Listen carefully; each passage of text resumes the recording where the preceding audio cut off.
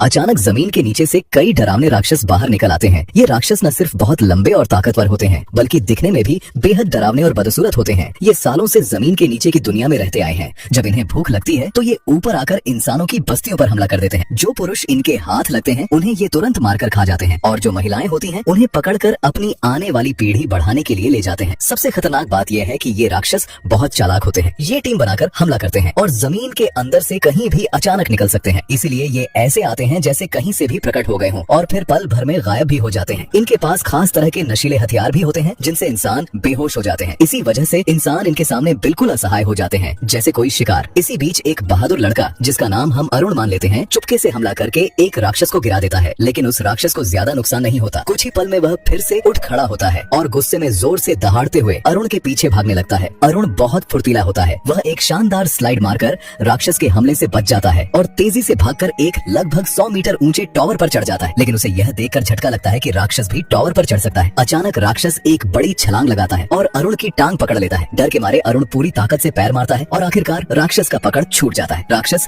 नीचे जमीन पर जोर से गिरता है। कुछ पल के लिए लगता है कि अब सब खत्म हो गया है, लेकिन अरुण खुश हो पाता उससे पहले ही राक्षस फिर से अपनी आंखें खोल देता है। लगातार हुए हमलों से राक्षस और भी ज्यादा गुस्से में आ जाता है और जोर जोर से दहाड़ने लगता है। तभी अचानक एक अजीब सी सींग या हॉर्न की आवाज गूंजती है। उस आवाज को सुनते ही सभी राक्षस अचानक हमला करना बंद कर देते हैं। असल में वह उनके लिए पीछे हटने का संकेत था, क्योंकि उन्होंने पहले ही काफी इंसानों को पकड़ लिया था। इसलिए सभी राक्षस तेजी से वापस जाने लगते हैं। अरुण तुरंत उनके पीछे भागता है, लेकिन जैसे ही वह करीब पहुंचता है वह हैरान रह जाता है, क्योंकि उन पकड़े गए लोगों में उसकी अपनी गर्लफ्रेंड भी शामिल होती है।